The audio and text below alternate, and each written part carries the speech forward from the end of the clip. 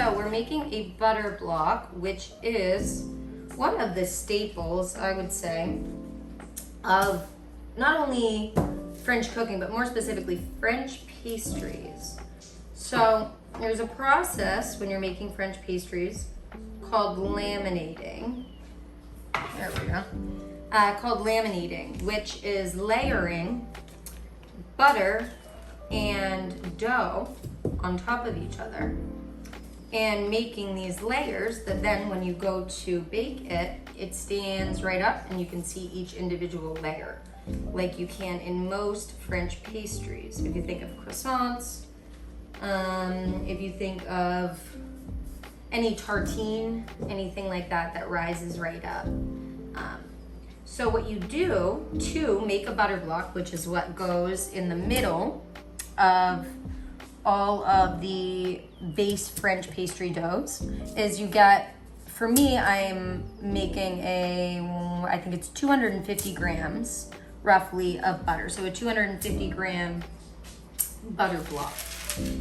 And you get the 2 sticks of butter. Now you don't need it to be cold. It doesn't need to be frozen.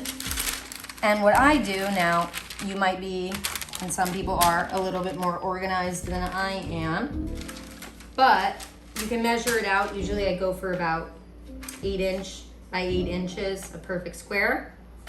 And what I like to do is the Julia Child's method of making a butter block, which is really, honestly, the only way to do it, to have it work exactly how you want it to, and have it be, the butter be pliable, sort of, rather than hard and chunky. You still want it to be all, what is the word?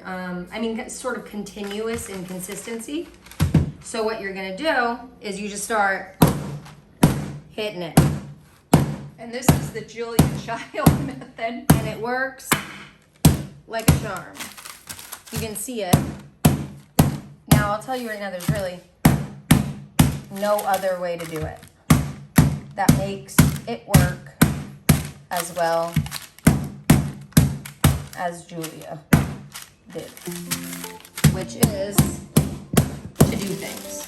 So this butter is cold, but not too cold to be frozen and not too warm to be a liquid. So it's right in between there where you can move it around. It's pliable, it's malleable, but it's not melting. Right. Too cold.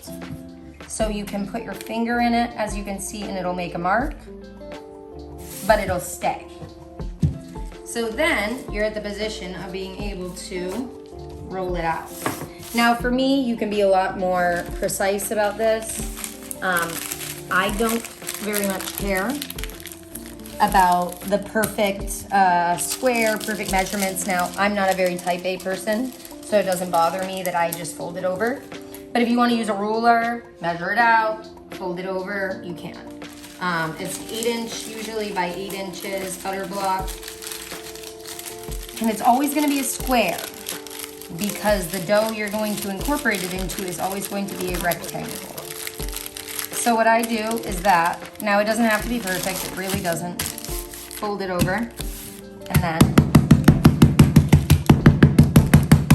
finish it, and really, truly, it'll just go into the edges right into of the corners. Yep. Wow, that's amazing. That's very cool. Yeah, it's awesome. And then I have a finished one in the freezer that I can show to see what it looks like.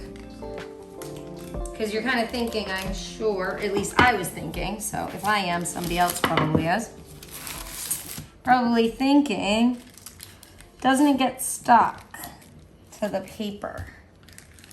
And I would say, but it doesn't. It doesn't when it's frozen. When it's not frozen, it does. No. Yep. So, just put it right in there. And then this is a one that I had made last night. And if you open it right up, just like I had done the previous one, you can see no stick, And it's just a block Nice. of butter.